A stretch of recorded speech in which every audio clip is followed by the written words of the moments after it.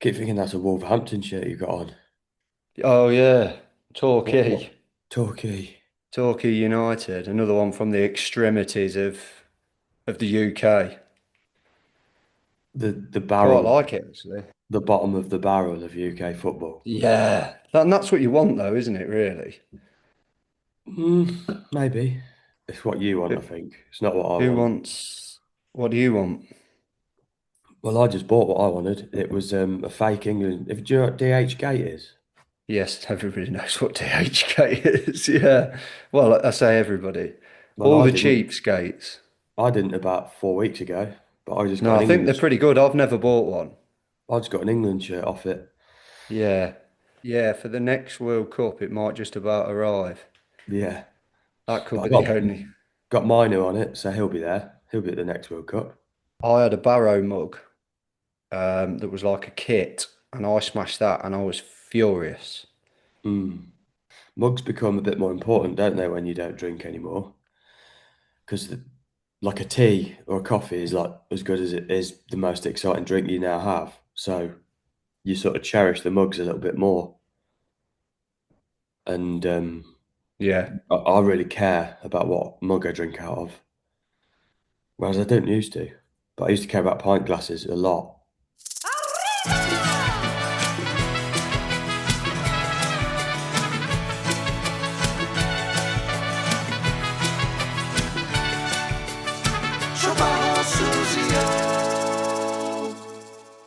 How are you doing, mate? All right.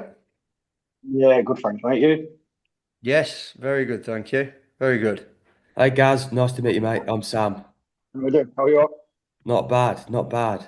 All the way from Australia, isn't it? Yeah, yeah, fucking Yeah. 4:30 in the morning, so that's good for you. Good time difference. Commitment. Yeah. We aren't, if you've listened to us before, guys, we aren't one for great intros. So Yeah, I listened to the one that you had the other week that yeah, you sent I mean, over. if yeah, if there's Spent a when we've long had time guests working on before, we aren't great at introducing people. So you can opt in to give yourself an intro, or we'll just start talking, mate, and see what happens. It really is a bit Yeah, like that. I'm not a great talker anyway. Like I said, I'll just tend to waffle, and then you can take out the bits that you think are relevant or whatever. It's Well, join Yeah, the club totally on up to that. you. This is Waffle Central, mate. It's yeah. all that Yeah. happens. So you're fine. I don't want to sound stupid. Is there anything you don't want to talk about? That'd be No, I'm pretty open. I've obviously like the stuff that happened in Afghanistan was all quite high profile sort of stuff. And at the time, I used to get a lot of the newspapers, sort of podcasts. I've had the BBC contact me about talking to them, and all sorts. And I've never done anything, right. purely because obviously people died, and it's not a nice thing when you're in the middle of that. And I didn't want to get carried away talking because I just let my mouth run. And you never know who's listening. And I'd hate to think that I'd spoke about something Yeah, and of his mum and dad course. was on the phone or something. Yeah. Um, so yeah, I've never really. I mean, I talk pretty openly about it. It's 17 years ago now. It's all documented. It's in books. It's on BBC documentaries. Absolutely everything. So yeah, probably just time to take the gloves off. I think it probably did me well to sort of speak a little bit publicly about it all and everything that's gone on since, really, and everything before. It all kind of plays into each other, really. I think. Yeah. So, well, obviously, I know you from quite some time ago now, 20, Yeah, more than 20 years ago. 25 years, something like that. Yeah, around that. And Right. Sam sort of won't know you much at all. Um, so post music college, do you post music college, and it's what Sam might appreciate is some of the if you've got a tune for us later, something heavy, because Oh, Christ, it's like that. It's all on Spotify and iTunes and all that stuff. yeah, Um, Sam doesn't mind heavy music either, I don't think. yeah, But tend yeah, to plug so in. post music college, where what did you get into, or where does it begin, I I mean, guess? for me, growing up, all I ever wanted to do, other than being a Ghostbuster or a Jedi, was being a soldier. Quite a lot of military sort of presence in my family. My uncles were, one of them was in the Navy, one of them was in the Army. My dad did some sort of part-time service and that, and then my brother was in the parachute regiment. So I kind of grew up with him as like a role model. There's about 11 years between us. So obviously when I was sort of 5 or 6, he was joining the army at like 16. So I kind of saw this life he was living and always kind of wanted that. I liked the sort of adventurous side of it, as it were. He was always in trouble, always getting away with it, always sort of boozing, always out, always had like girls around him and everything. So I suppose growing up, you kind of see that and you're like, that looks awesome. He's just on the piss all the time and he's going parachuting and doing all this stuff. You don't really think about like the actual implications of like wars and conflicts and all that, because there weren't really a lot going on then. I think we went to Northern No. Ireland and that. But I tried to join at 16. There was me and a group of mates. Obviously, I've been in the Army Cadets through Hinckley and that. I used to run through town in my uniform so nobody saw me in it and all that kind of stuff, like and getting the pistol out at school. But yeah, I did well through the Army Cadets and decided that I was going to join the Army. And I went for the medical and I failed the medical because they found on my records that I had asthma. I'd been diagnosed with asthma when I was a kid, and they have to have like a certain cool-off period for it. Really? I also remember you Yeah. being quite a heavy smoker at college, Oh, which massive. Yeah. which can't Well, have helped that. I was always a big fat kid. I've always been like massively big boned, and my genetics ain't made for running. I've got like a 29 inside leg. My wife's 5'1", and if I give her a cuddle, my belt buckles touch, and like my body's just about twice the length. So I was never built for kind of running and all that kind of stuff. So I had to really work hard at it, and I put in all this effort. And then I went down to Lichfield, I think it was, where you go away for 2 days. They do all your medicals, and then you go and do all the physical tests, and then you have an interview, and they offer you the job. And all my mates got in, and I didn't. And I don't know if it was just that, and I was about 15, 16, young age. But somebody just said to me, this ain't for you. It's not chose you. I think literally, I come back because I grew up in a little village, Stony Stanton, just outside of Hinckley. And there's literally nothing to do there at that age. I think the youth club stopped letting you in at kind of 12, 13. No bus services run. So the only thing there was to do was like cause trouble, smoke drugs, smash windows down the church and the school and all that. And I just kind of fell straight in with my old mates almost instantly and got into that. And then I needed something to do because I didn't want to get a job because I weren't sure what I was doing. And that's kind of how I fell into the music course at college, which is obviously like, great memories from that. Still sort of got a lot of good mates from those sort of years. Obviously, I still speak to Scott quite regularly.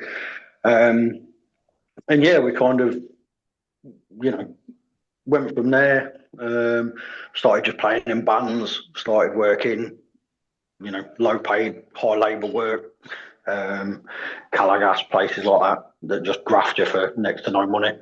And really, it was just to fund me smoking weed at weekends and whatever I could get my hands on, and that was pretty much it. I'd be playing gigs all the time down like Stanton Social Club. We used to set up the gigs.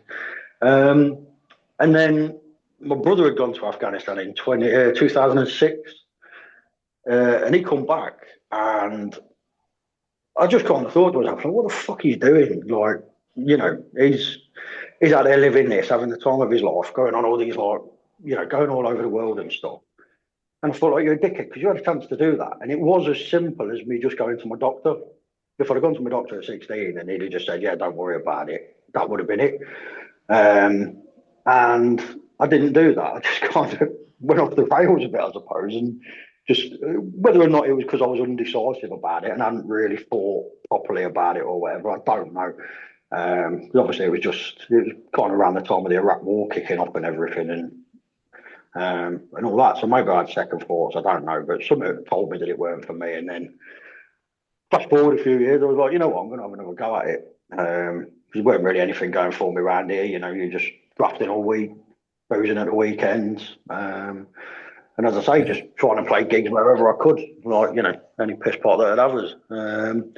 And then kind of went into the army, saw quite a lot of the world. I went to Canada, covered a lot of Europe doing exercises and that, done range packages everywhere, Cyprus. And then got told that we were going to Afghanistan, which was, at the time I was absolutely buzzing about it. So Gaz, Obviously, my what brother did had you? been. just to butt in, Gaz, did you want to join the army like for the kind of like as a young lad? Because I used to really want to be in the Marines or the military because I think I had a lot of Yeah, like, was it for and like you wanted the conflict a little bit or like to get the anger out, or was it just you just wanted to do it because your family did it? I think it was definitely something that I sort of, it sounds weird, but I always used to like the sort of war films and all that kind of side of it. I always sort Yeah, of pictured myself. Sounds stupid, but I always sort of pictured myself doing something like heroic as a kid and sort of yeah, making a name for myself, like being a bit of a Rambo or something. Um, yeah, I just kind of, like I say, because my brother was in the Paras, like obviously with the Marines, they're quite elite units. And he about disowned me when I didn't join the Paras. Growing up, there's quite a lot of pressure on that's the direction you should go if you're going to join the army. Like you've got to go there. yeah, Yeah. Um, and I was never fit enough. I didn't have the mental state of my brother either. Like me. I think there's just a switch in the guys that join those kind of units, like the Marines and the Paras. They just, when the tank's empty or so they think, you just see them sort of click and they just find this aggressive nature from somewhere that just makes them carry on. And it's, I didn't have that. I was probably a little bit too soft. Growing up, I suppose, I wasn't really much of a scrapper or anything. Through primary school, I used to get into a bit of shit, but growing up, I very much avoided all that kind of stuff as much as I could. Whereas my brother was the complete opposite. Like he was, turning bars over in Inkley fucking every weekend and stuff when he come back up. yeah, And again, that's kind of, growing up, I suppose that was cool to me. I was like, Jesus Christ, like, my brother's nails. I love that. And it was kind of weird, but I don't know. It was kind of a bit of everything, I think.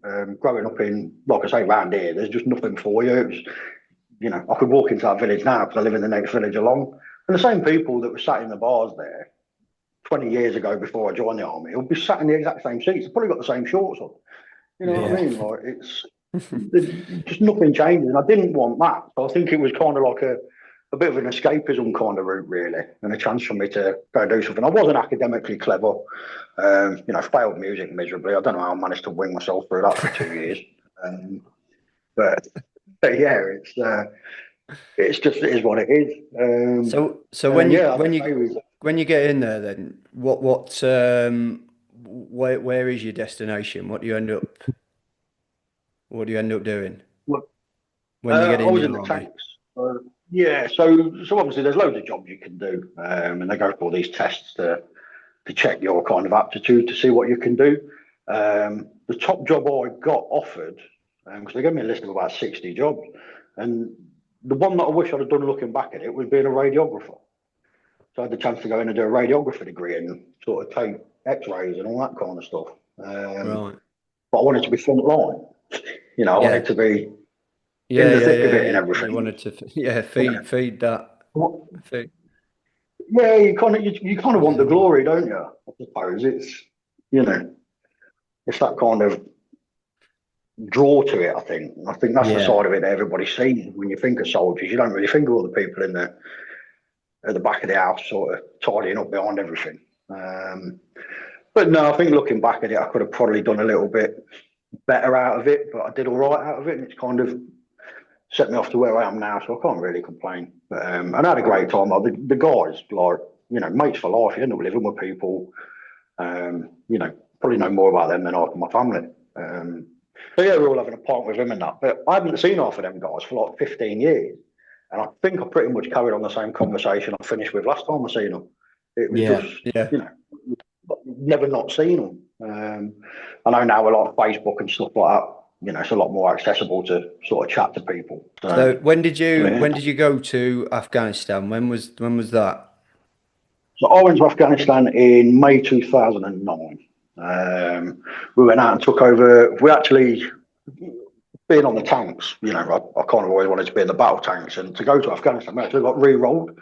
So they trained us. Basically, the Royal Marines had these little vehicles called Vikings. hardly any armour on them at all, borderline bulletproof. They're on tracks and they were good for getting across the sand and stuff.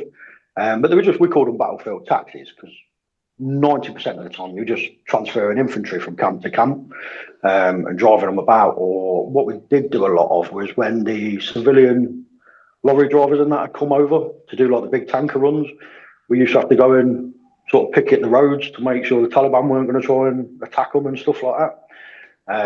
So yeah, a lot of it was sort of sitting around or taxiing people about, and then every now and again they'd be having a pop at you.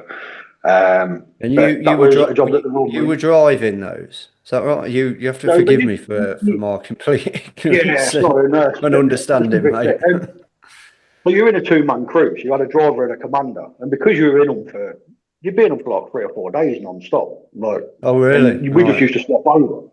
Yeah, so Oh, the guy would be on the top with, all the machine guns and all that kind of stuff, and then the guy would be in the bottom. And whoever had his head out the top, he was basically the eye, so he'd tell you where to go.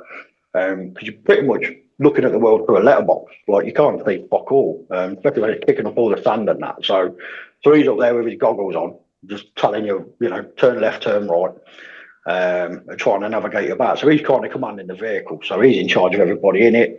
And then your driver tends to be just like a sprog that, all the new lads tend to be the drivers, all the people kind of lower ranks. But just because of the nature of the task and how long we were there, we were just swapping over just so it didn't get boring. Did the lorry But I think the longest drivers did the lorry drivers you were taking ever like try and make small talk? You know what you do with a taxi driver? Like, did they ever ask you um, how long you been how long you been on for? You've been yeah. busy. we had in fact, we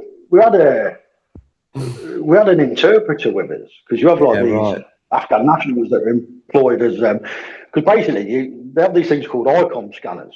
I don't know if this is all like restricted sort of stuff. I don't know. I might be breaking the fucking official secrets act here, or something. But we have like these ICOM scanners, and they're basically you have an interpreter with you, and he listens into what he can pick up what the Taliban are saying on like their radios and stuff. So literally, there'll be times where you're walking across the field, and it'll be like they're saying that they can see people in a field. Well, Afghan's a big place; it might not be us. And he's like, oh, he said that they've just gone down on one knee. It's like, I've just gone down on one knee. He's like, they're about to open fire. He's like, Yeah. we think they're looking, bah, bah, bah, bah, bah, bah, bah. That's all you hear. And you're like, Oh my shit. God. And yeah, so they used to listen in, and some of them were really chatty, some of them weren't. And I managed to, I can't remember where I found like a docking station for an iPod, and I managed to wire it into the vehicle so I could listen to music whilst I was driving around. And Perfect. I had Michael Jackson in, and this bloke was going absolutely, like, he didn't say a word the whole time we were there. And then put Michael Jackson on the radio, and he was going absolutely mental. Like, yeah, Michael Jackson, it's like it was brand new to him, like, 20 years after. And yeah, to be fair to them, they really stick their necks out, the interpreters, because the Taliban will go after them. Yeah. They kind of know where they are. And it was like when we left, they all got promised like a safe haven in the UK for helping the British forces. And I Yeah. know a lot of them just got left behind. So I dread to Really? think what's happened to them now that the Taliban have retaken Afghanistan. Because, yeah, they'd have, like I say, I would Yeah. like to think what's happened to some of them. And it's a shame because, it's just a waste, really, when you look back at it, I suppose. And, they go out of the way to help and all these promises and that. And like everything else, they're just like, no, sorry, we ain't got room for you anymore or whatever. And like, these people have got families and stuff. And, I was quite pessimistic about it when I went. I weren't sure. I knew the Taliban liked to fight. I read a lot about it. I know about the Mujahideen taking on the Russians. And obviously all my brother's stories. He was like, they're actually like a decent fighting force. They're not going to back down to you or anything. They'll come Yeah. and have a go. So I kind of knew what to expect, but with once the militia groups moved in, because that happened about 2007, 2008, when it started to get really kinetic, um, you kind of had all like the Al Qaeda and that come over, and that's when all they started putting the bombs in the road like they were doing in Iraq and everything. So before that, that wasn't really a threat. There was loads of old Russian minefields and stuff. That weren't marked, like nobody knew where they were. So chances were you were driving through one every now and again, but and it was just luck of the draw. But yeah, the Al Qaeda groups and that moved in,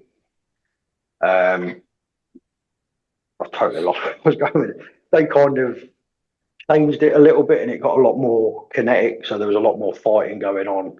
Yeah. But Right. they were absolutely horrendous people. Like some of the stuff they did to locals, um, it didn't happen to me, but it happened like it's a story that I've heard off my brother when he went. He basically went for a village, and they were giving all the kids chocolate bars. Like, here you go. Like, I think they just fill your vans with like Nutri bars and stuff like that, like the old colour stuff. And they give them all to these kids. And the next day they come back through, and the Taliban had gone through and found all these kids with sweet wrappers that they took off the British soldiers, just fucking beheaded them and put all their heads on spikes around the Wow. town. So they had to come back past it and shit. They just, one of the things that stuck with me, so I'm going to get a bit deep now, but That's all right. one thing that always stuck with me, we pulled up at this little shed. It was the best way to describe it. And it had like 11 families living in it. It was no bigger than my front room. Like, of course knows how they all fit. But they had loads of kids. Like they say people in Pakistan, Afghanistan, Turkmenistan, like they've always got kids because they've got loads of wives and all that kind of stuff. And we asked them, like, how come you have this many? And they're like, because we don't expect half of them to live past sort of 10. So they Wow. kind of have loads of kids to carry on their sort of legacy and their names and stuff. Yeah. And we were sat there one day just giving out stuff. I think my boss had gone in to speak with the interpreter to some people. And this little, all the kids were there. And then out of nowhere, this little tiny girl, she was, she's probably about 3 or 4, she come limping over. Like her leg was all twisted and mangled and everything, and it had obviously just self healed. Half of her head was like, it looked shaved from a distance. And she had one hand. And when she come over, basically, she'd been set on fire. Like, it was all burned. So all her hair was missing. She didn't have an eyelid on one side. Um, and I said to the interpreter, like, what's happened to her? And obviously, like, everyone was devastated to see her. We're like, nobody ate for 3 days because we gave her all her food and everything. And when I was talking to the interpreter, basically, this shed was like a group of farmers. And the Taliban used to come and take, like, they wanted $250 off of them a month or something like that. And this guy was making $200 a month for this whole shed. So they had to find more money from somewhere. And it was one time they turned up and basically couldn't get the money together. So the Taliban were like, right, well, we're not going to do anything to you because we need you lot to work.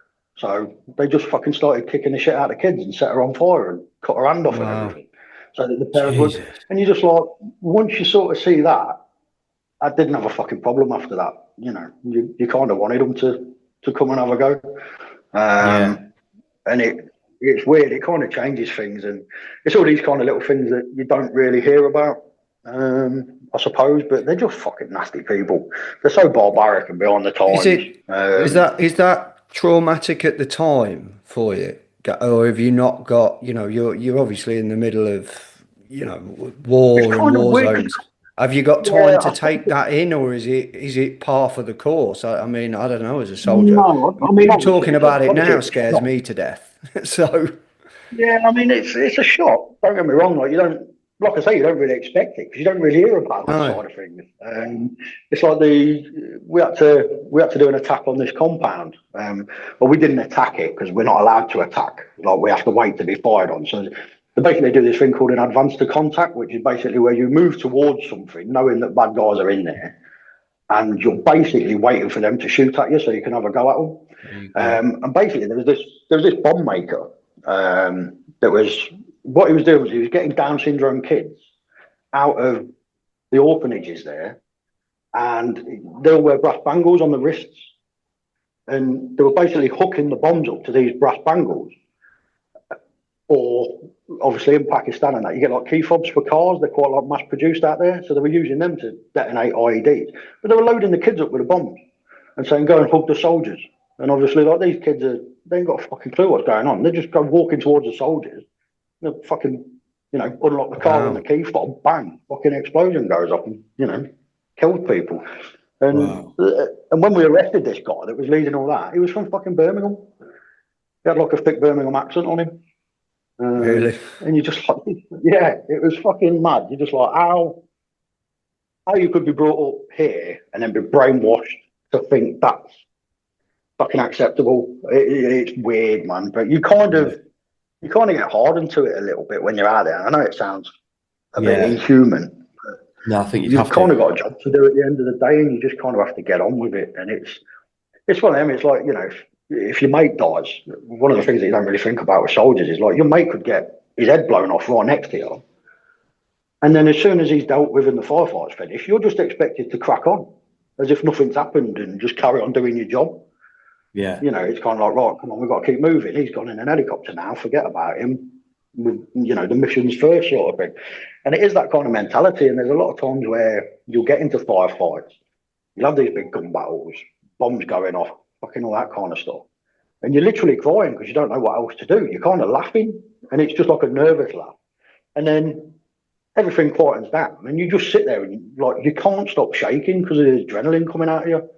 And it's a weird thing to comprehend. And you think of these young lads. I mean, I was quite PTSD, and that never really got me. I kind of dipped into it, but I never went quite bad. I mean, like, there's a bit of an epidemic in this country at the minute, unfortunately, where lads ain't getting supported and that, and it's kind of being left to charities that can't afford to help everybody and do everything.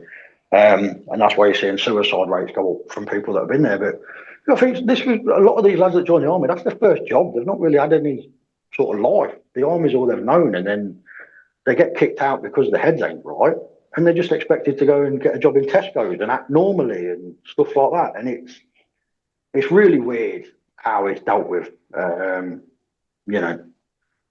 But I've been out for 17 Ah, years. I've not had a phone call since. yeah. How long did you serve for, then? In the end, I did my basic 4 years. When I joined, I wanted to do a full 22.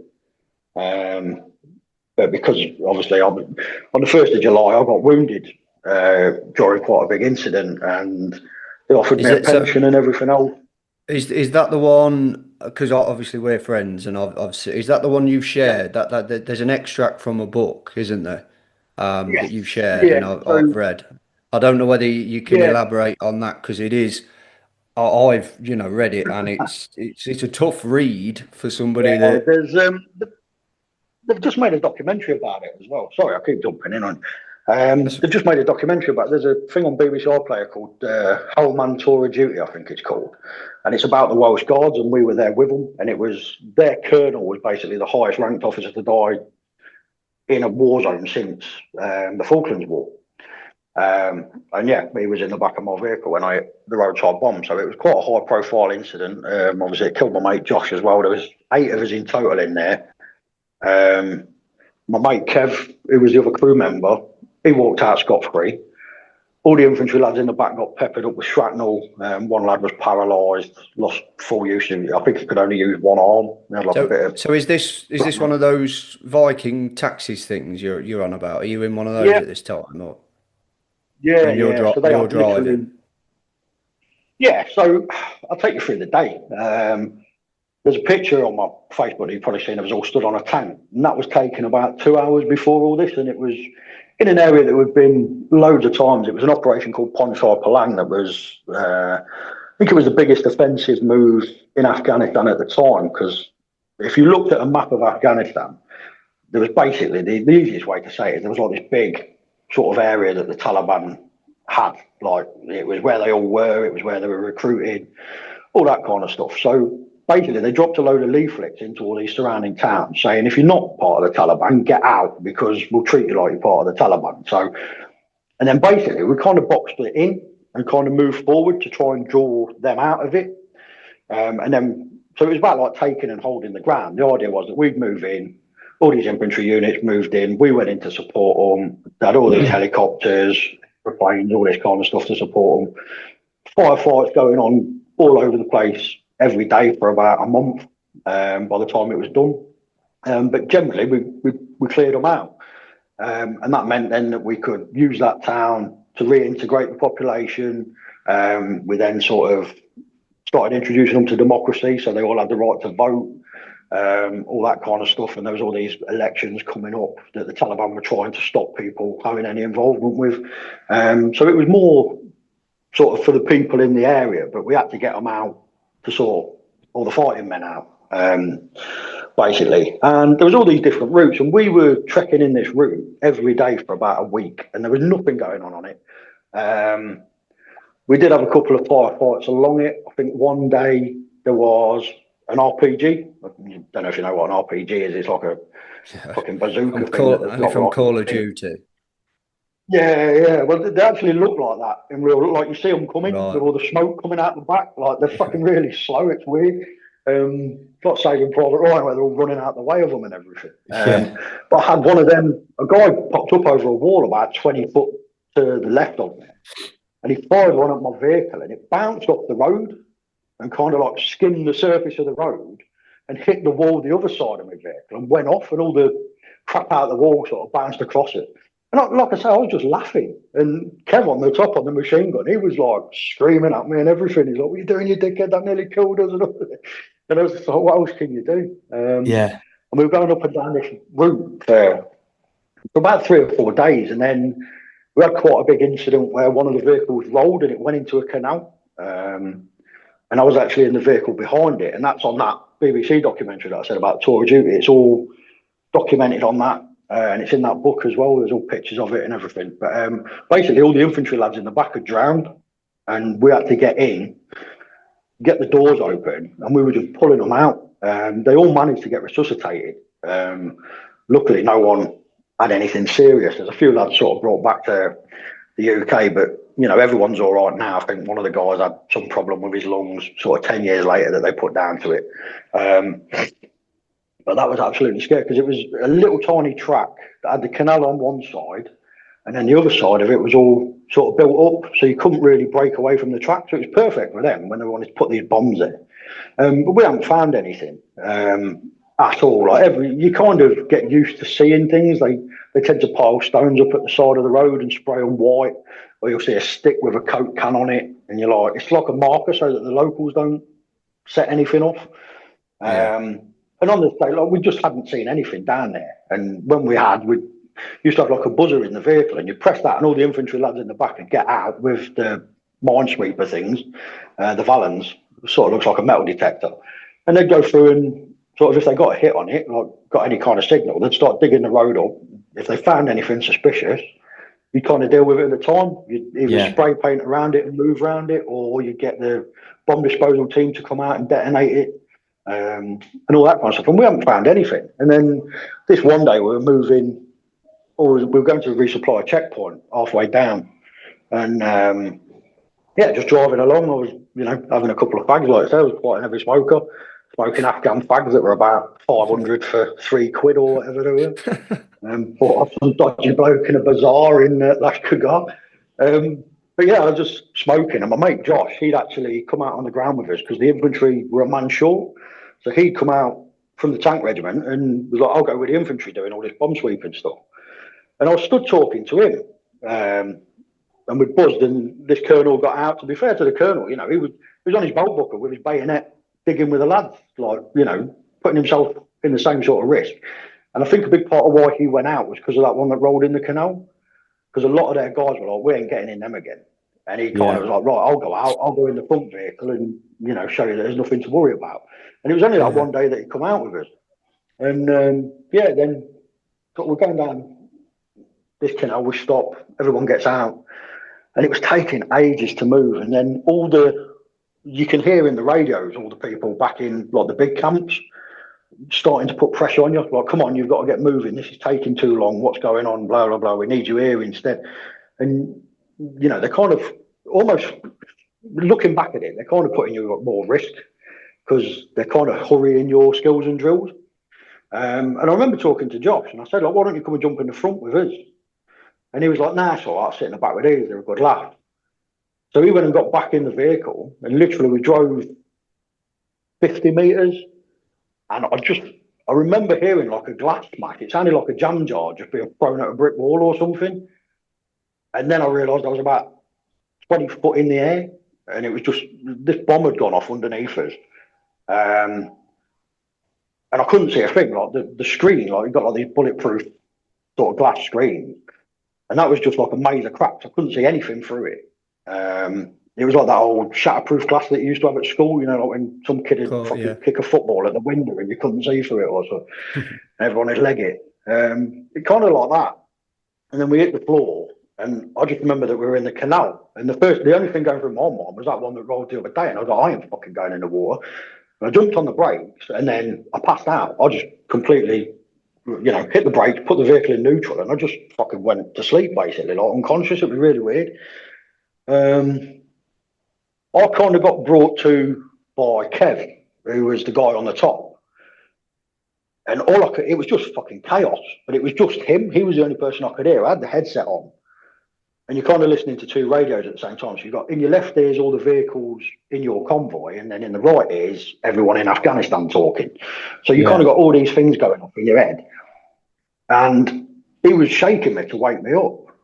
And I don't know if you've seen the pictures on my Facebook, but the steering sort of columns for these vehicles are almost in your chest. Like you can't see your legs underneath them.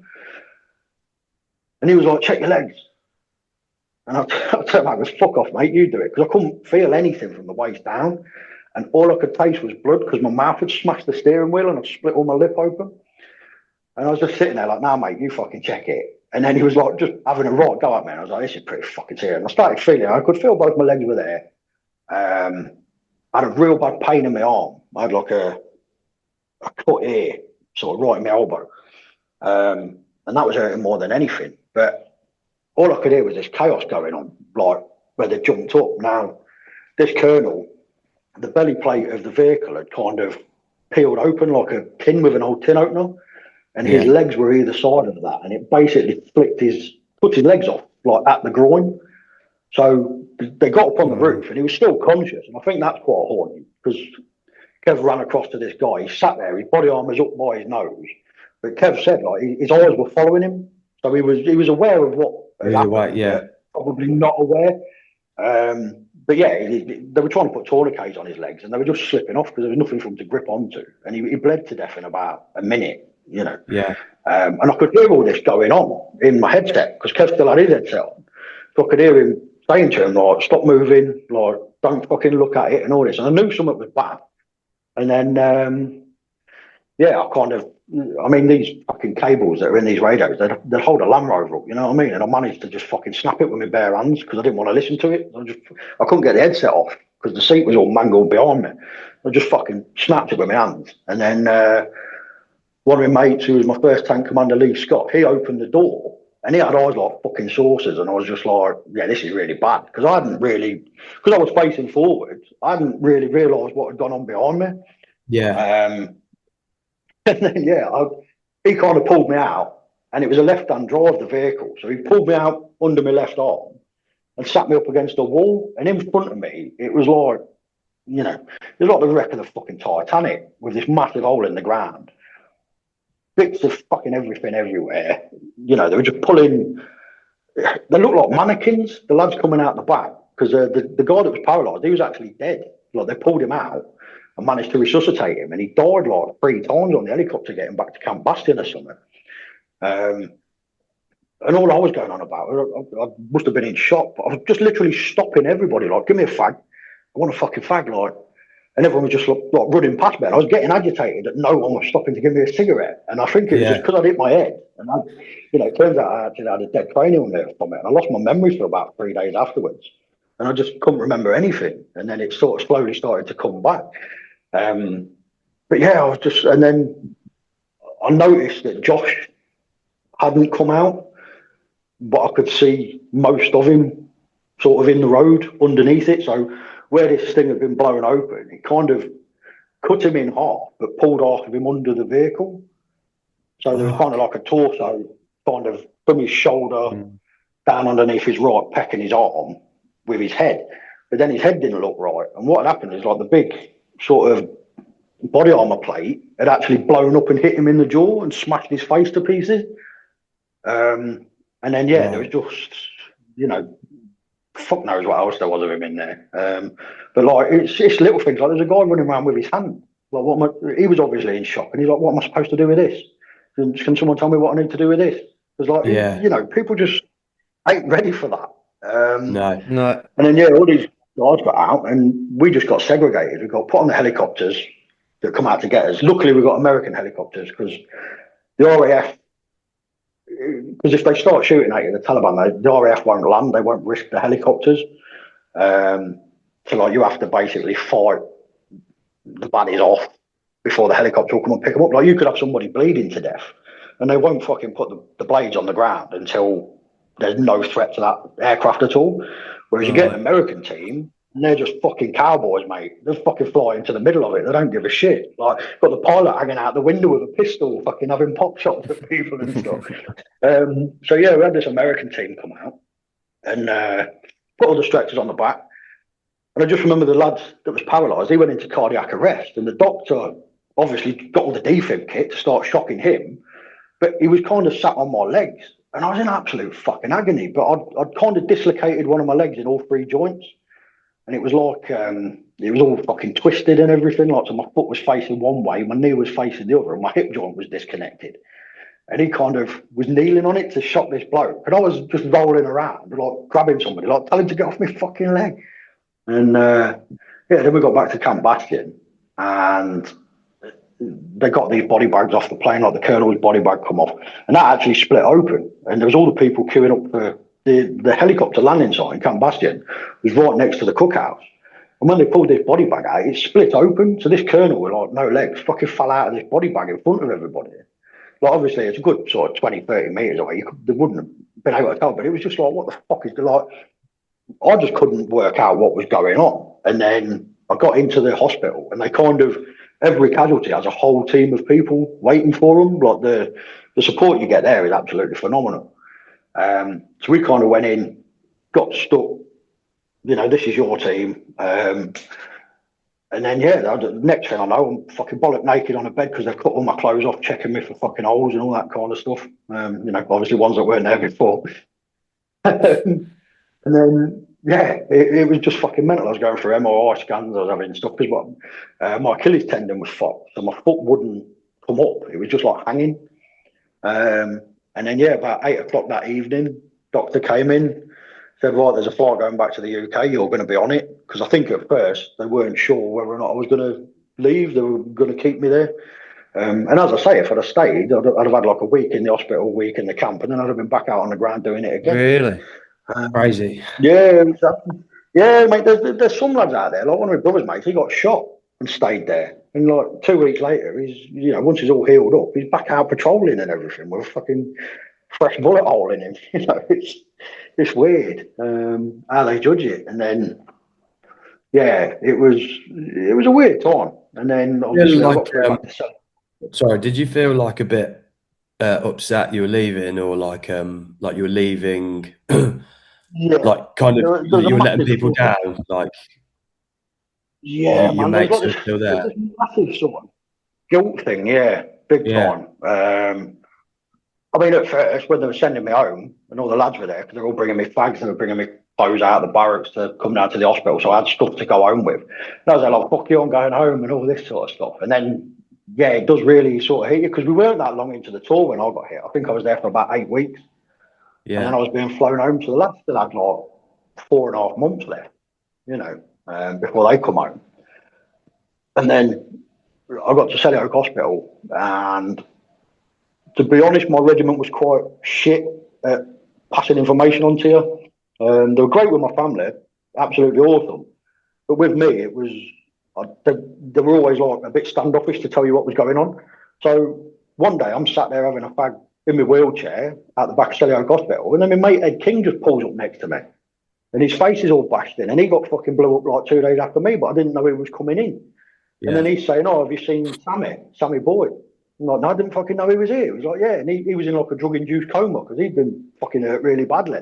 And it was just like, you're just bumping into people that were out there with you, didn't know they were here. And then you start going through the stuff where you're opening like newspapers. And obviously my mate Lee, the one that pulled me out of the vehicle, he got killed 10 days after I was back here. And that one hit quite hard. That was a really fucking hard one to take, because he was kind of like a, you know, he was almost like the fucking scrum half for the troop, you know what I mean? He was the one that sort of made all the wise decisions, kept everybody in check. But just a really good mate. You know, yeah, he used to go around his house for barbecues and that, and speak to his missus, and you know, his daughter was 6 months old. I think his lad was like 4 months old with quite high spectrum autism. So I don't think he would have coped well with it, and knowing now he didn't cope well with it, and his wife, fucking God knows how she must have felt, and yeah, it's crazy. And then she started You up a found out in the charity. paper. You found out about Lee in the paper. Pretty much, yeah. So I found out it's that thing in it, like a soldier from the Second Royal Tank Regiment died. So well, who the fuck's that then?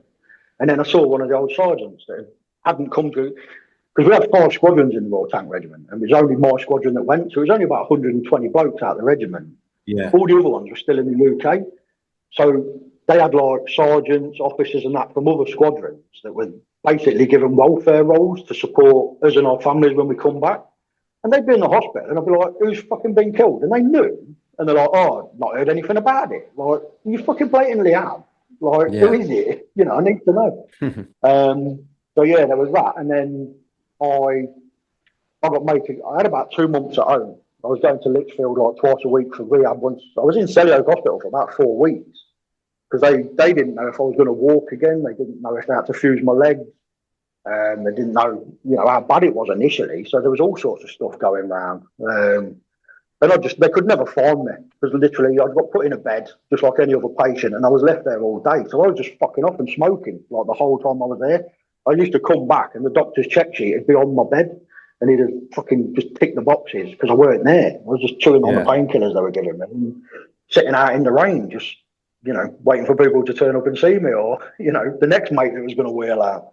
And yeah, then they finally let me home, and I just kind of was back in Stony Stanton all of a sudden, like drinking down the ball and the blue ball in Stony Stanton and stuff.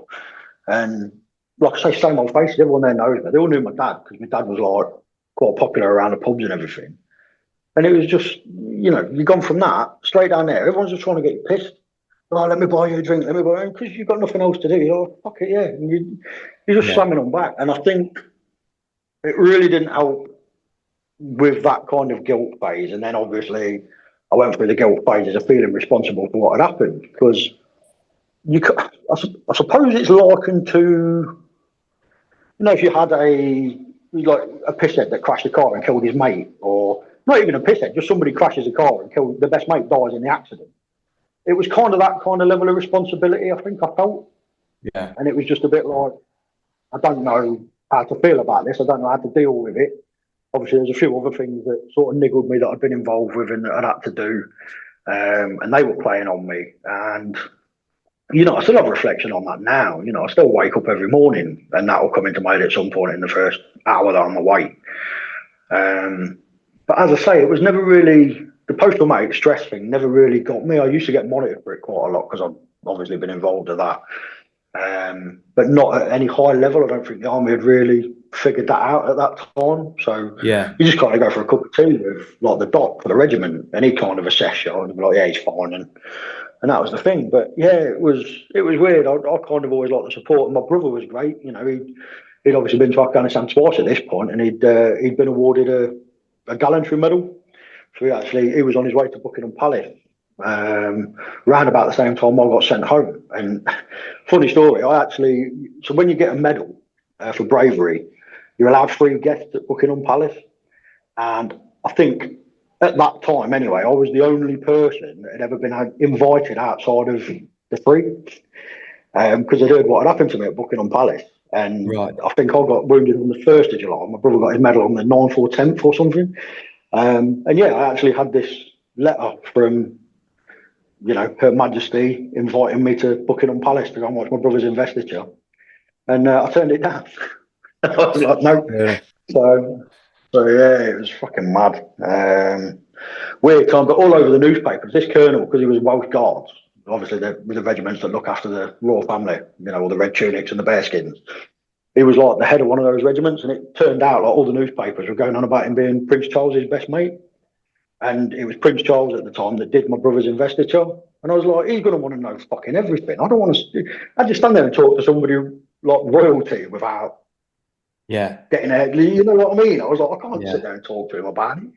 I didn't really talk to many people about it, to be fair. And everybody wanted to know.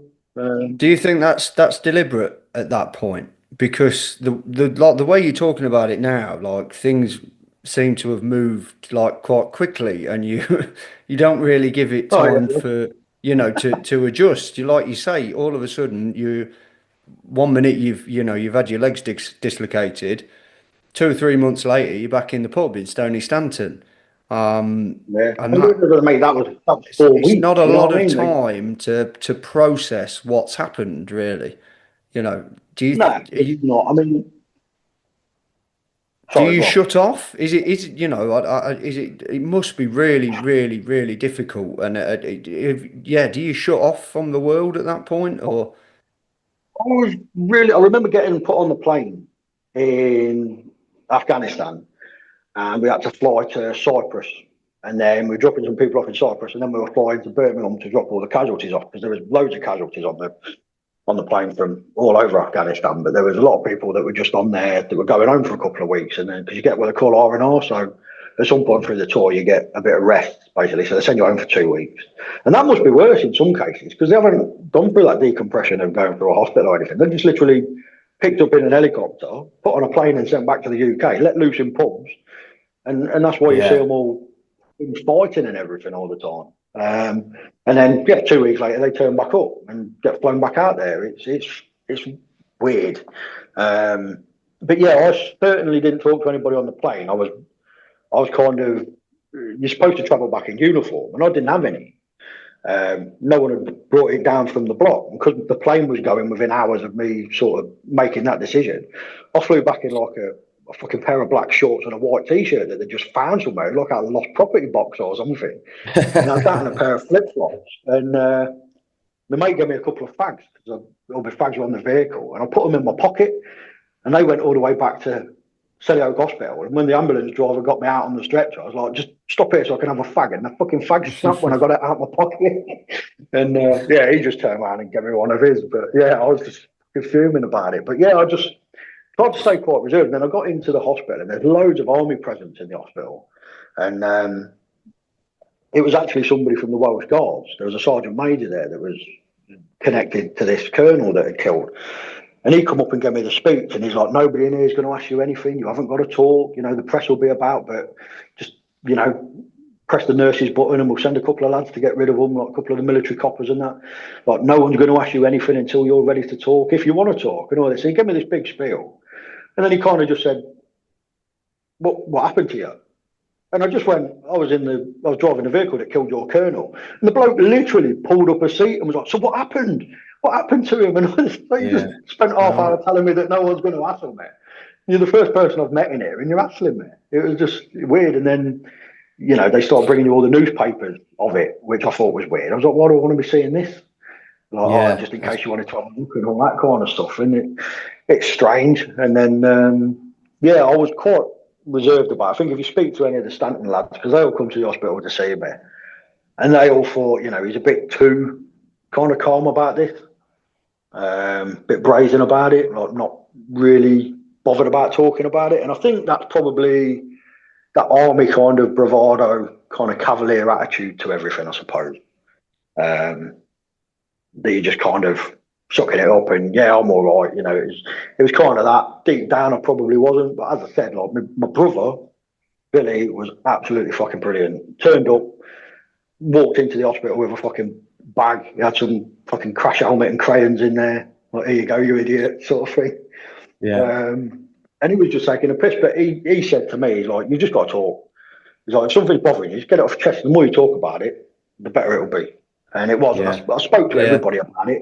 Probably didn't go into as much detail or, waffle as I've been talking now. I think I've, just been waffling on about it for about 45 minutes. But yeah, and then gradually bits come out. That book got released. I think that was actually the fastest selling book of all time because the government bought every single copy of it because they weren't happy with some of the information in it, and they wanted it Right. covering up because it showed. It showed. I mean, even if like I've got a copy in here, it won the Orwell Prize for like 2012 or something like the best book of the year or whatever. But yeah, it was kind of bought because there was information in there about. I'm not sure what it was about, but I assume it was to do with like there's a lot of stories about like lack of helicopters and stuff like that. And there's actual Yeah. lines in it that are blacked out, so you can't read them in the published book. And it's where the military and the government bought every copy of it to stop it getting out, and then the only way Re-edited they it. let it be Yeah. released was to be covered up. And yeah, there's pictures in there. It was all documented. There's a lot of stuff. And then obviously I watched that documentary. That only came out last year, I think. But there's a scene where, there's a snippet of some of our lads, because we were with the Welsh Guards quite a lot. It doesn't mention us, but there's a lot of stuff there that I see, like that one that rolled in the canal that I was talking about. There's actual footage of the helicopter circling it. So I'm like, that's my vehicle. Like that, one of them Yeah. people must be me. And that was quite triggering because I'd not really, it was something new that I hadn't seen. And it just kind Yeah. of opened up. And I'll sit there and fucking sob at it for a bit. And then, I just kind of sort my head out. And that's few and far between now. Like I say, I think about it at some point every day. But I never really got Yeah, of too course. traumatized about it. Have Kind you of have dip you my toe been in have there. you were you offered any therapy or anything? I mean, you are quite casual about some of this stuff. Yeah, It's, it's been a yeah. Like difficult I say, listen to on some of the details and 17 things, years and now. you, You know what I mean? Yeah. And this is just scratching the surface, really. This is just one incident. There's so yeah, much stuff that happened. You could probably do a whole series about it. But yeah, and it was 2009. If you look at the time that I was there, it was like the bloodiest time in Afghanistan. They had more casualties. I think they had like 10 soldiers killed in one day, and that was like the only time that had happened since like the Falklands War or like the Second World War or something. It was fucking hard fighting. And then after that, we kind of stepped back a little bit and stopped doing the patrols. I think all the lads went out sort of 2 years later. I'd already left the army at that point. And they all said, like, we probably did more in the first month of that first tour than we did in the whole 6, 7 months of the second one. That's the kind of level that it dropped off. Um, but yeah, it's weird because, like I say, it's never really it's bothered me, but it's never bothered me. It's kind of the things now. Like my kids are at that age where they want to know about it, and it's hard to sit and talk to my kids because I don't know what the opinion they're going to have of me. There's Yeah. like this generation now that fucking picketing, like murdering for oil and all this bollocks. You get it all the time. The amount of fucking fights I've nearly had in pubs. So I just don't now. I just fucking walk away from it. I don't really talk about it to people in the sense of, oh, I used to do this. Like, I used to be quite proud of it, and I used to be, yeah, I fucking did this, and I'd just start talking to people about it, and you'd always upset somebody, and Yeah. it'd always lead to fucking scrapping or whatever. I remember this curly-headed lad outside. Fucking, is it the lounge bar at the bottom of town? And he just overheard me having a conversation with somebody and decided to come and get in my face, and like had a bit of a fucking dust up with him and stuff, and it was just like, where did that come from? And it just got to a point where, what, fuck, I'm too old now, I just can't be fucked. So just when people want to know about it and they're genuinely asking, I'm happy to talk about it. But other than that, I just kind of sit on it now. Everybody around here knows it. So it's just one of them. When But yeah. you're injured and you're sort of recovering, do you Mhm. do you have any sort of like, oh, what am I going to do now? Because you obviously can't go back and No, there serve. was always a So job you in the sort army of, for me. yeah, Yeah, I mean, when I was getting rehabilitated, I was going down to, Headley Court, which is yeah, I've the been one that there. Help for Heroes sort of. Yeah, so I did 2 courses through there, and that made me feel guilty because I was pretty able there. I was just having problems with like my gait, my feet. My feet Yeah, still don't sit right now. If you ever watch like obviously like I'm deadlifting all the time and stuff now with my strongman stuff, and if you see me drop weights, my right leg will automatically kick out to the right because the right. nerves are all still fucked in it. Yeah, Um, and it's just little things like that. So I was in there just getting that sort of stuff managed, and there's lads there that are literally driving around in a wheelchair, and only one of the like two of their fingers work, and they're smoking yeah, fags on like a big fucking cocktail stick and that with like half a face missing, and you kind of think like, why am I here? Like these yeah, lads are need. I'm just kind of wasting fucking resources and stuff. But no, that was pretty cool. Used to go down there and all the football teams would turn up. I think it was right near Chelsea's training ground. I think yeah, Chelsea had just won the the Coca-Cola Cup or whatever it was at that time, and they turned up with a cup. So like John Terry and Lampard were like all in the bar, and then we had all the boxers turn up one night with Steve Bunce and Yeah, we went when I was stuff at like Tigers. that. We And went for pre-season once there, and it was like then, again, we were all just feeling really guilty walking around. Just felt like really uncomfortable because all these military lads are so humble and like so injured, and we were there like we just felt real guilty. So I'm like, yeah, obviously you've been injured as well, so you got no right to feel guilty. But unbelievable place though, like the yeah, facilities I there. always used to like the car. You see all the learner driver cars about, and they're all smashed to fuck because they're all learning how to drive the adapted Yeah, cars, yeah, and they're just pinballing them down the fucking like roads and yeah, stuff. yeah, Not learning how to paddle shift and that because they've got no legs, and it's weird, man. It's so weird, but it's a real eye opener into how much punishment people can take and how adaptable people are.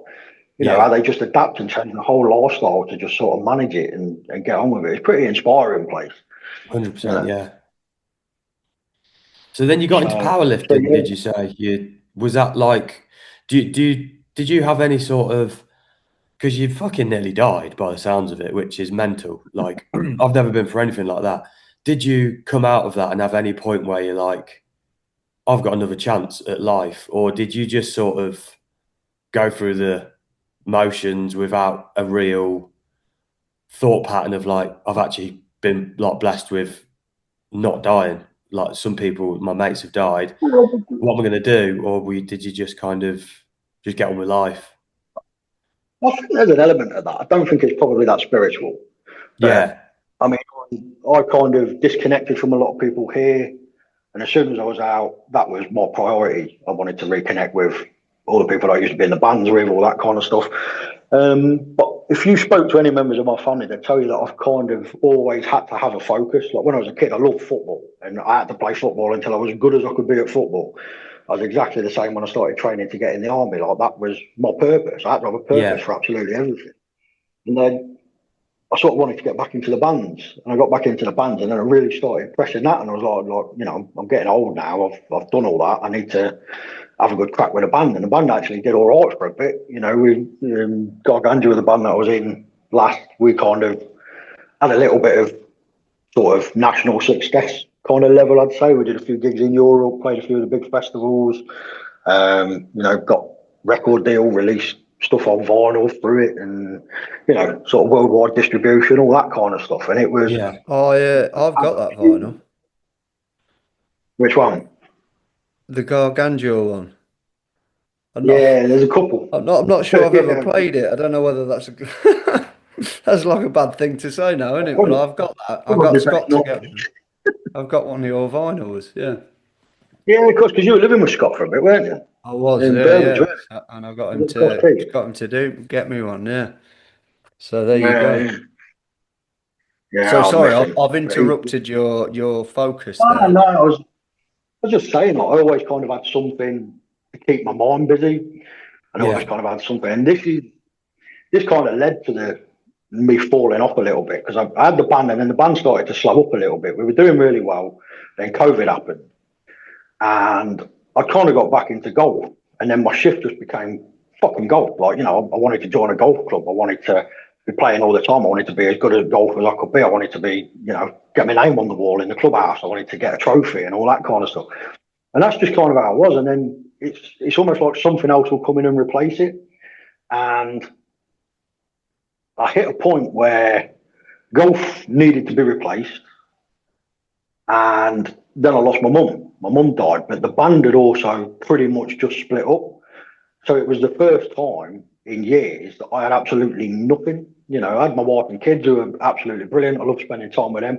But I've kind of always got to have something that I'm fully concentrated on.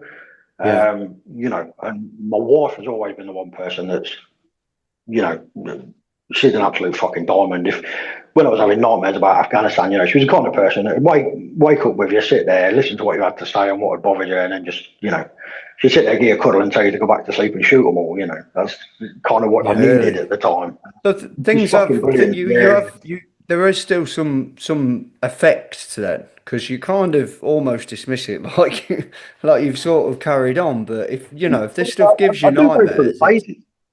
It's yeah. yeah, now and again, and it's I'm always being chased, which never happened. But I don't know. It's almost like I'm just running through fucking all these huts in the desert, and there's these guys after me that probably want to cut my head off with a penknife on YouTube or something. You know, it's kind of like that, and it happens very rarely now. I did go through a phase where it was quite a regular thing. I was waking up with like night sweats and fucking all sorts. Um, but I just kind of put it down to being a bit of a, you know, part of the course sort of thing. And then they kind of went away. I just kind of dealt with it. But then, as I say, when my mum died, because my mum died really unexpectedly, and my family's quite a tight unit. You know, my brothers and sisters and everything. We're all pretty sound with each other. You know, from a big family, there's 9 of us kids, and my dad had died in 2014.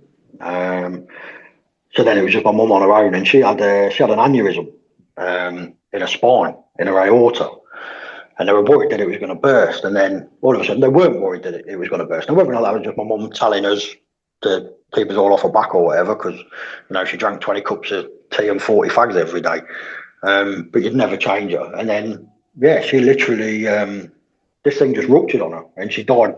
You know, within minutes, and it actually happened on Remembrance Sunday. We met my brother in the Red Lion in Sapkirk because we always get down there with the medals on, put all our crosses down, you know, for all the lads that we've lost between us. We always go in and get absolutely shit faced, blow off a bit of steam, chat to all the other soldiers, get all the stories out, and that. And on this day, we went back to my brother's house to carry on drinking and get a takeaway and whatever with all the kids. And then he looked at his phone because it started ringing, and he's like, Sarah Owen's phoning me. That's my other brother's wife. Like, Sarah Owen's phoning me. Last time she phoned me was to tell me my dad was dead or whatever. Answered the phone, and then he's like, right. And then he put the phone down, and he goes, Mum's had a real big, she's collapsed, like, she's had a big spasm. We've got to get over there now. We're both fucking pissed, like, all of us were, like, both the wives, couldn't drive. We're trying to get a taxi over, and then we get another phone call to say she's gone, sort of thing. And that was how we found out. So we were kind of stood in his back garden, like, fuck, what we're going to do. And it was like, well, we're going to have to phone around everybody because no one else to do it. And there was only, at the time, there was only me and Billy that knew. And because we kind of, I don't know if it's because of the military or whatever, but we kind of made that decision, being drunk, that we were going to phone all our sisters and let them all know. And that was fucking hard. You know, Yeah. that's probably the hardest thing I've ever had to do because my youngest sister, you know, she's gone for a few sort of, well, I don't really want to say too much on her behalf, but you know, she's had some problems and Adversity. stuff Yeah. that's bothered her, and you kind of phone them up, and they're like, "Oh, I don't hear from you very," because we used to find out everybody's stories through my mum. My mum used to be like the link person. If you wanted to know Yeah. what someone was up to, you phone my mum and she'd tell you. And then yeah, and you know, phoning up my little sister, going through that surprise that I'd phoned her, like, "How you doing? Not heard from you for ages." To be like, "Yeah, Oh, you're yeah. sitting down." You know, and then hearing fucking her heartbreak on the phone, you know what I mean? Because she was really close with my mum. Um, and like I say, this all timed into a point where I didn't have anything because the band had kind of wound up. I kind of done what I wanted to do with golf and I didn't have anything else. And I kind of went for the next year or two, just fucking hitting the beer anytime I could, absolutely blowing steam off, drinking like I did when I was in the army. And I've always been a big guy, so, you know, quite a few beers, and then I was on the whiskies and stuff, eating shit. My health just went fucking straight downhill. You know, I got up to like 21 stone nearly. Um, and then my wife wanted to join. She'd been training with a personal trainer at a ladies only gym, and this personal trainer had moved to a commercial gym. And my wife was a bit hesitant about going because it's quite a nerve wracking thing. You know, stepping into a gym, it's, you know, you're kind of exposing yourself a little bit, in you. I suppose it's quite a vulnerable place. So I was like, well, I'll join with you because I need to sort myself out. And I think the turning point was the fact that we went out on the next sort of military remembrance day. And I was in Sapkirk Social Club and I managed to do the Grand Slam at the bar because I went that hard. I managed to fucking shit myself, piss myself and be sick everywhere all at the same time. in the Grand bar, and plan. I was just a fucking mess. Yeah. And then I actually walked home, and my 13-year-old daughter was pushing me. She was in the road, pushing me back on the fucking curb because I was stumbling out in front of cars and everything. And then I fell into the shower here. I just put the shower on and fucking lay down in it. And then I got woke up being sick, and my daughter's there banging me on the back. And I was like, she don't need to fucking see this. Like, and I just kind of had that epiphany of what the fuck are you doing, Gav? So I decided to, that was that. I weren't going to hit it that hard, Yeah. Still do drink, but I do it very controlled now. I don't sort of go to town or whatever. And yeah, that was You know, kind when of, you're that 2 years, then are you quite low mentally there? You know, when you're not yeah, I think occupying so. I your mean, mind with something, the army, yeah, golf, so that's one whatever it thing. is. So, yeah, it just kind of was like I was in a job that I didn't like, so I was just kind of turning up to work and getting fucking stressed with that. I'd just been diagnosed with sleep apnea, so I was having to sleep with a fucking mask on. That was like having your head out a car window when it slipped a bit, and standing like Darth Vader. That was taking me ages to get used to, so I wasn't sleeping great.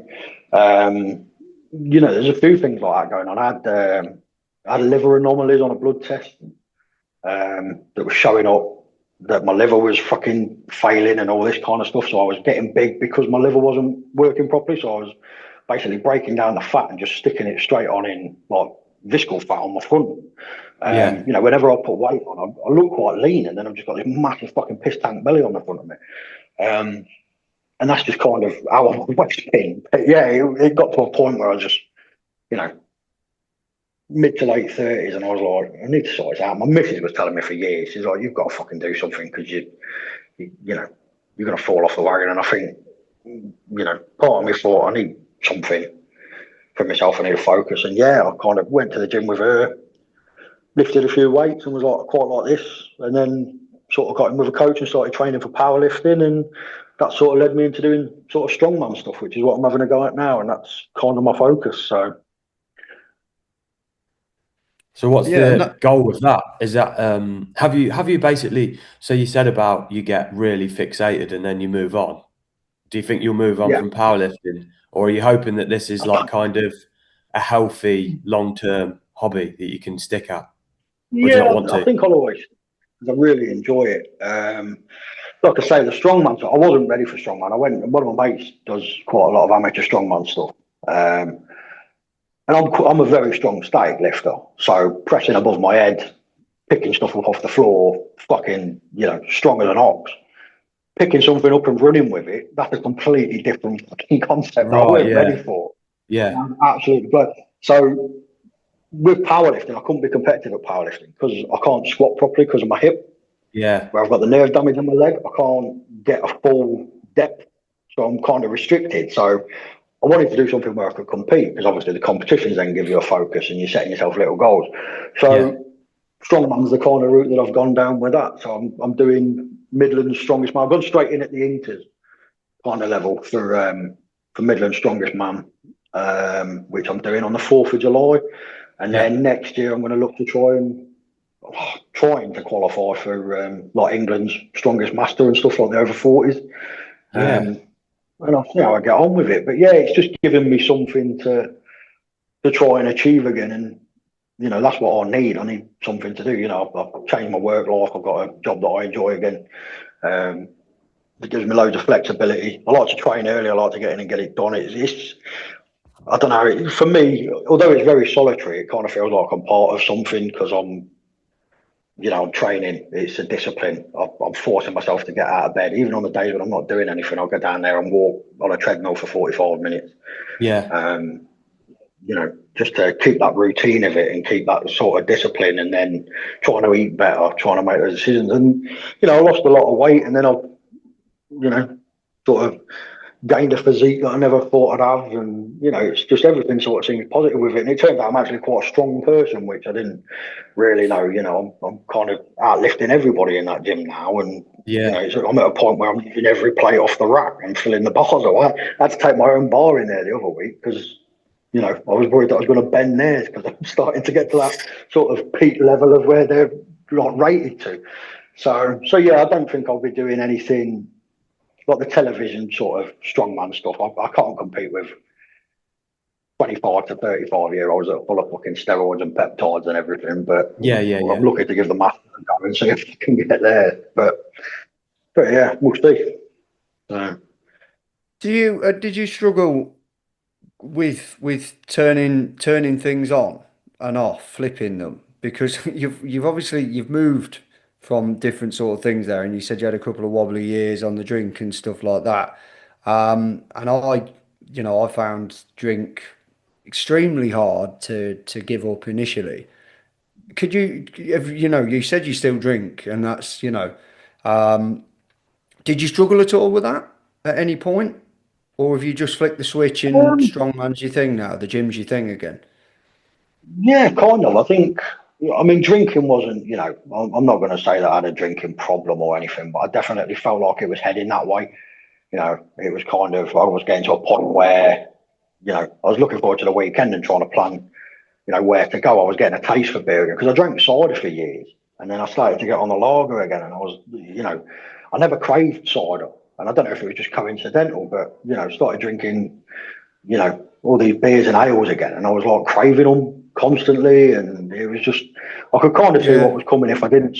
When you If you yeah, know what I when mean. you're planning your days and weeks around beer, Yeah. that's You get in there. you get in there. That Yeah, yeah. well, that was the thing. Like, you'd be picking the pubs based on what they had on the pumps.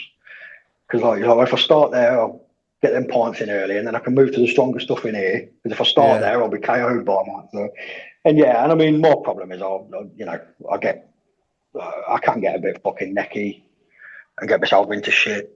You know, probably a bit of a dickhead when I'm pissed. I don't like myself when I'm drunk. I'll probably turn into a bit of a wanker, to be honest. But it's one of them, innit? But that's a big thing with the army as well. Like every night when you used to go out, you'd fucking end up fighting. And half the time it weren't because you'd started something. You're just fucking trying to sort somebody else out because he'd start something and end up getting kicked in by like three lads outside the kebab shop. So you had no choice but to jump in and stuff. And that's just kind of how it was. But there's definitely, I'm too old to be scrapping now. I can't be sticking my neck out with people and getting my fucking jaw broken, all that kind of stuff. It's not a good look when you're walking the kids to school, is it? So, No, that's an unbelievable story, Gaz. I've got to go like in about 5 minutes, 10 minutes. mhm. But thanks so much. I think you probably don't realise how incredible that story is. Like how Rich, I think you might have heard bits of that before, maybe or read it, but pretty mind blowing to have the outlook that you've got and like so you've clearly like got it together with what you're doing and stuff. It's amazing. So well done, I hope really so. I from think me, it's. mate. I think the way I kind of look at it like it's in a. I suppose it's almost like seeing it in a box, and you've just got to kind of put that box somewhere and not let it out, if you know what I mean. That's kind Yeah, of how yeah, I've kind of how I feel about it. So I'm fully aware that these things creep up on people and pop out. But the more I talk to people about it, the more open I am about it. yeah. You've It's better. acknowledged it, haven't you? Um, yeah, I think it's when people try and bottle stuff up. Through talking about it, it has stopped a lot of negative outcomes really long term, hasn't it? Because I it's think so. rationalized Yeah, what's happened. yeah, and just That's surrounding yourself with good people. You know, the, yeah, like yourselves, there's probably a handful of people that when you said I'm fucking knocking drink on the end, they were constantly trying to get you out and stuff. It's trying to get the mindset to deal with those kind of people as well, I think, and just sort of not bow to the peer pressure of it and sort of deal with it in your own way and sort of accept when you need help. I think these things are always triggered by some kind of event. Like I said with my daughter, you know, following me back from the pub, and I was like, she's 13, she shouldn't be dealing with that shit. You know what I mean? yeah, It's yeah. You feel me knocking? I don't know if you've got one prepared, Gaz, but we do like God. we've got a playlist that is every Yeah. guest picks a song that is either an important part of their life that's like got them through a hard time or reminds them of a hard time or reminds them of a good time. Just that's like meaningful, but it doesn't have to be one. It can be a random song that just comes to you now. Yeah, I think the one that always jumps out in these kind of situations, like there's a video that was put up on social media of the tour we did in Afghanistan with the lads, and the last song on that is "Brothers in Arms" by Dire Straits, and it basically rolls the Wow. credits of everyone that was in it. It's but I can't, but that I really struggle with that song, but at the same time, it's quite Through important these if you know fields what I mean. of So destruction, baptisms of fire, I've witnessed your suffering as the battle reached high, and though it hurt me so bad, in the fear and alarm, you did not desert me, my brothers in arms. So do you ever listen to that like specifically to sort of get out any feelings you've got, or is it no, just when you watch the no, video, whenever it comes on and I'll always watch the video. I'd normally turn it off at that point because it shows you the pictures of the lads that went, and then yeah, obviously with the credits, there's always somebody on there that I think, fucking hell, I forgot about him. I ain't spoken to him for yeah, years. But it's kind of, it almost helps me reconnect a little yeah, bit as well. Um, but yeah, it's one of them that if I walk in the house and it's on random on the Alexa or something, I'll fucking skip it. But if I'm in the house on my own, I'll always let it play and take me wherever it takes me and deal with it that way. You know, sometimes it Do you makes think me that's glum, sometimes it makes me happy. Yeah, do you think that's quite a healing experience for you? You know, when you're just alone and you're allowed to just be with your emotions and listen to that song. Does it I give you a think bit of so. a Yeah, healing? yeah, and I think it's kind of important when you're going through. I say dealing with stuff. Like I say, I've tried to make out that I'm not dealing with it. And it's not really affecting me. But I think that's part of what keeps it at bay. I think if you let yourself have these little sort of moments, then it makes you feel better for it. It's like my mum always used to say, like, you can't beat a good cry, and sometimes that's true. You know what I mean? But it took me to nearly 40 years old to realise that. So That's some of the reason we have the playlist is because music is a really good way to deal with things at times, even when you don't realize you're dealing with it, to have that memory and to yeah, have that healing and sometimes empowerment. I'm sure when you lift, when you're lifting and you're doing your positive stuff in the gym now, to have those songs that empower you, it can evoke all sorts of emotions, and that's the reason for yeah, it. Yeah. right, Gaz. Thanks so much, mate. That was genuinely amazing to listen to. yeah. Cheers for It's having us on. the least I've ever had to speak because I was just listening. Like absolutely Yeah, fascinating. you probably have to like edit after it because I'll just be mumbling and waffling and the Well, bottom the lip ironic quivering thing all. is, I probably won't. Usually, when it's me and Rich, I've got to fucking edit the lot because it's garbage. But that was just quality, mate, and pretty Yeah, yeah, inspiring, really. very Makes brave as well, mate. Thank you. yeah, Because it can't be easy Yeah, to for having me talk on, about giving me that the stuff. opportunity. Yeah, and keep doing what you're doing because all the positivity about it, it's helping people, and I think you talk about these kind of things, and you kind of got that mindset. If one or two people get something from it, then it's worth doing, isn't it? exactly, Fucking exactly, check those yeah. fingers, and it brings someone else out of the woodwork, then you know And it is it's one or worth two somebody knowing. people, Yeah, maybe yeah, Yeah. maybe yeah. five.